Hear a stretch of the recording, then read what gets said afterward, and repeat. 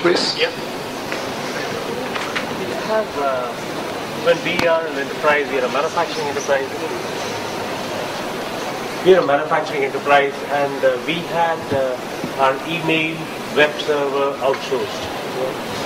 I find, can you hear me? Yes, go ahead.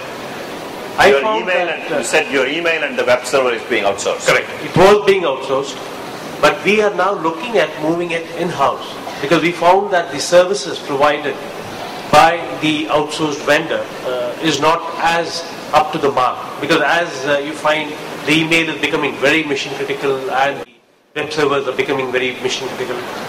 So how do you then say about this public cloud versus the private cloud? Because the services would need to grow to match the requirements, because today's requirements are becoming far more severe than what it used to be earlier on.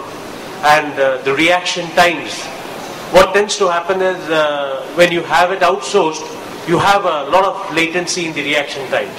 When you have it in-sourced, then obviously the latency is a lot reduced. So the first response that I give is it a problem with all the service providers, or is it a problem with a single service provider? Because we used to face this problem.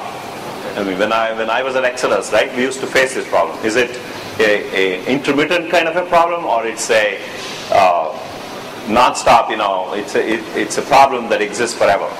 So you need to think whether you have negotiated with your service provider to give you that SLA. I mean, that's one of the things that we used to provide to our customers. The SLA and the SLA included the response time, the SLAs included the uptime, right? All of these things. And if I'm not abiding by that SLA, then I'm not the right service provider for you, right? However, having said that, certain applications which are very latency sensitive, certain applications where you need to be highly agile in deploying your servers or applications, right?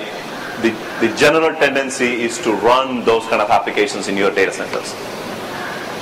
Having said that, I believe where the market is moving towards is there is a lot of automation that the public service providers, right, and the cloud service providers are bringing in. So which means you can turn around and increase the capacity, for example, within a matter of like 15-30 minutes.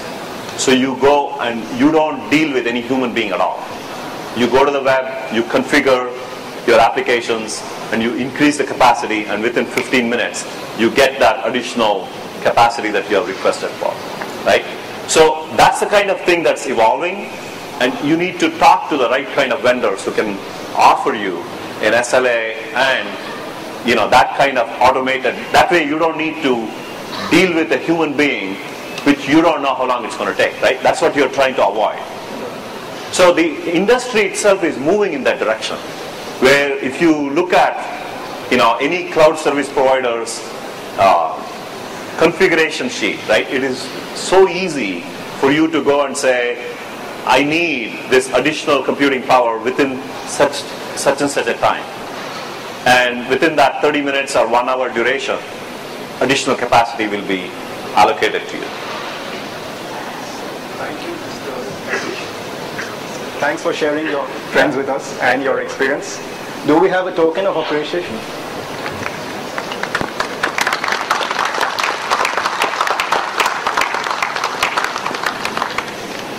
Thank you so much. I'll be outside. Those of you who have any questions, feel free to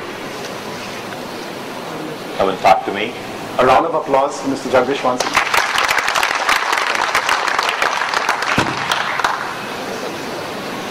We'll now break for tea, and please proceed for the remaining sessions. This is Brian Pereira from UBM India signing off. Have a great day ahead.